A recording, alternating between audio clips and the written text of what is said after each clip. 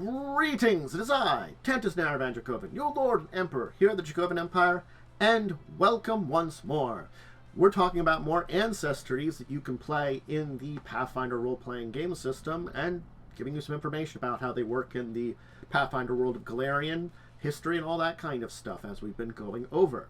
If you're joining me, of course, live on Twitch, hi Twitch, follow would be nice. And if you're joining me later on, as it's been recorded up on YouTube, hi YouTube, also enjoy you showing up here. Liking, ringing the bell, subscribing, all that kind of stuff is really great. Have any of you out there played in Aphorite? Because that's what we're going to be talking about today. Another Nephilim, another Planar Scion. It's a Planar Scion that's also a Nephilim, that's an Aphorite.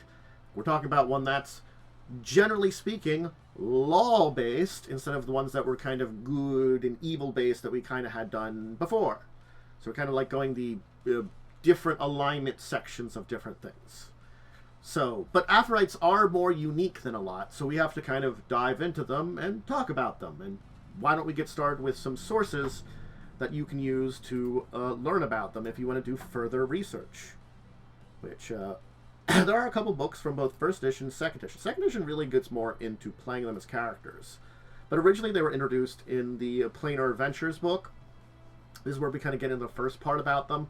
Then in second edition, the Ancestry Guide is where we really dive into it. Alright, so let's talk about Aphorites. They were created by Axiomites. They were mortal proxies to facilitate the interaction with mortals. So unlike a lot of other Nephilim who have this connection to mortal creatures, they aren't necessarily born from mortal creatures. They're created to be part of mortal creatures, if that makes more sense. So yeah, they are created, not born originally. It has changed now. But the first Aphorites were nearly uniform in appearance, but they've diversified after generations in the universe. Modern ones have flickering, coruscating golden skin, sparkling with crystalline dust, metallic eyes and hairs, and they can appear as any sized humanoids. Bigger and smaller Aphorites are rare due to the influence of the lawful nature of access, where the Axiomites come from. But those exceptions are becoming more frequent. So again, like the original Axiomites, or Aphorites, would have been basically very much so your standard medium-sized humanoids that would have reflected things more like humans, elves, dwarfs, and stuff like that. But as they've kind of evolved, they are beginning to reflect other humanoids of varying sizes, bigger or smaller. Excuse me. Aphorites are smart, strong, and a little stiff. Their ordered and structured personalities often conflict with more chaotic races, beings like elves. Conversely, they build strong bonds with very lawful ones, like dwarfs, enjoy their company, and welcome Aphorite births due to their intuitive understanding of dwarven craft.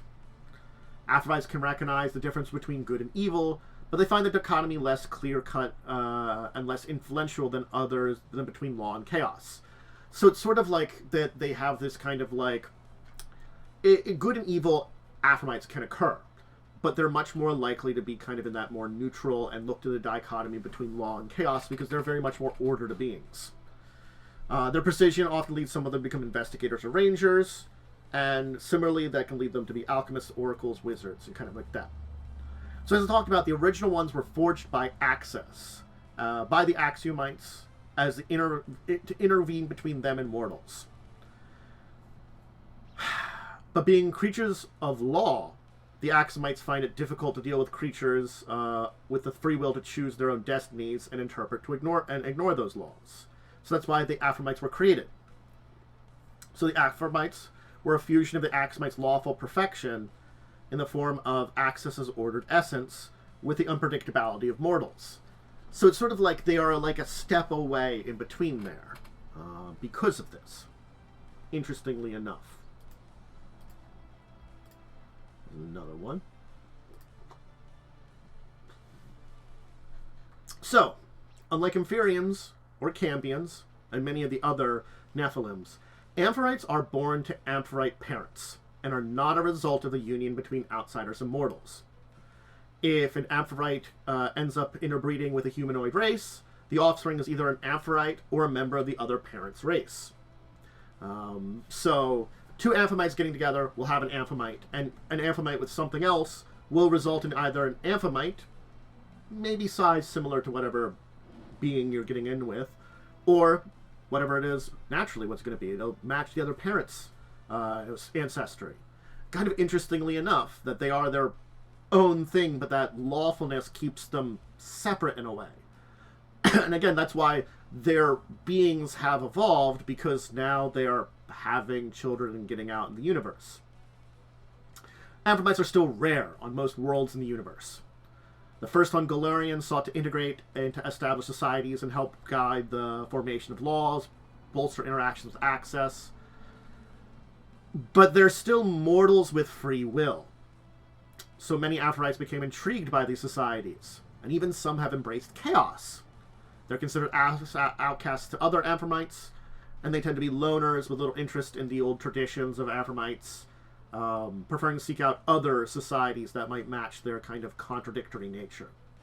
There are some rare Aphorites that do exist in Access, but they come in two varieties. Those that you can just utterly kind of forget about because they've chosen to live there out of complacency to kind of stick under the radar, or those that have had incredible exploits and are now legendary beings across Access. So there's nothing in between that. Abadar is an incredibly popular deity for those Aphorites that approach religion, just because the idea of the perfect society integrates with a lot of their reason for existing. They exist as to be that bond, that bridge between the lawful nature of Access and the mortal world, and to help make that more perfect society in the mortal world.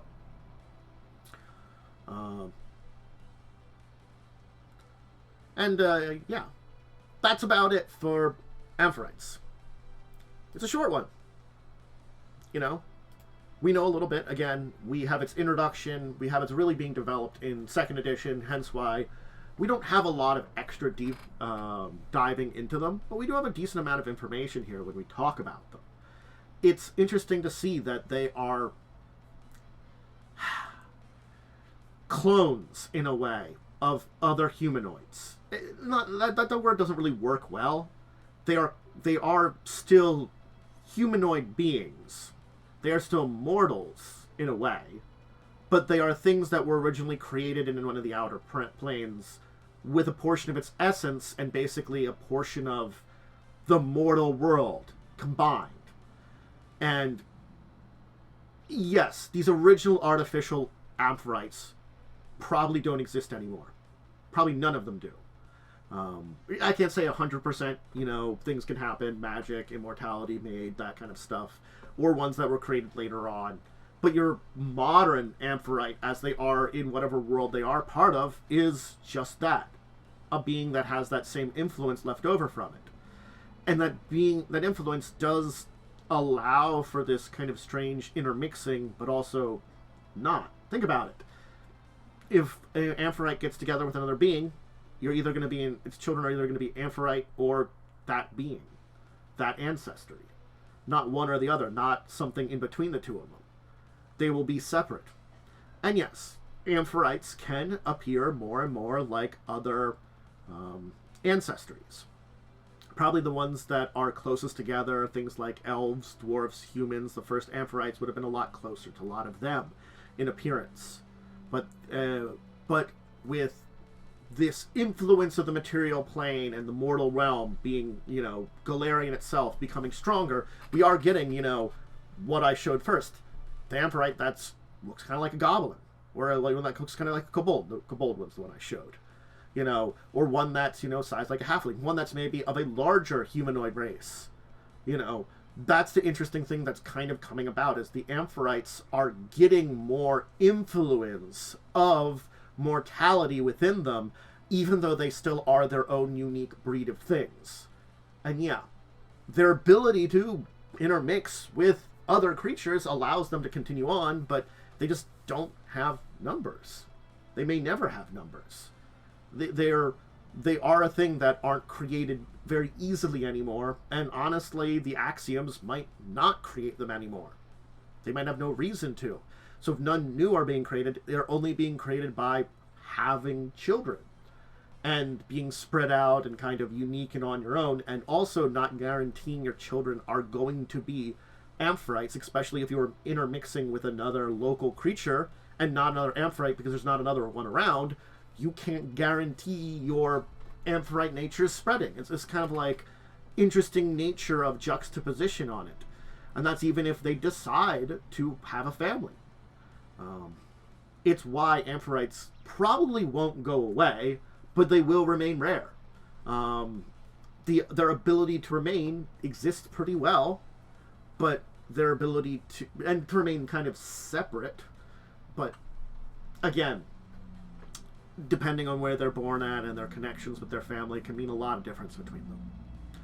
And at very least, they don't have a lot of the natural prejudices and stuff that, you know, you kind of see to a degree in a lot of other civilizations. They can get it too. But fortunately for them, being rare, and oftentimes when you have one rare one, end up in a place where they might start a family, where it would be stable for their children, then yes, they probably have it pretty well off. Because they will be born to an Aphorite parent who knows what it's like, who can raise them in a good situation. Aphorites have it pretty well off for Planar Science, for Nephilims in general. You know? You're not born to the native race and, you know, an outsider. You're born to an Aphorite and, you know, whatever being you're living in. And so, you know, if whatever parent, your mother or father, was more accepted and accepted in the area, then yeah, you are too. Turns out, like, this unusual circumstance is good for them, in a way. Anyway, that's it for today. I'm going to leave it there. I thank you all for joining me. It was a simple one, but an interesting one to talk about Aphorites. Aphorites. Aphorites? Aphorites. I think I've been saying it right the entire time. I hope I have.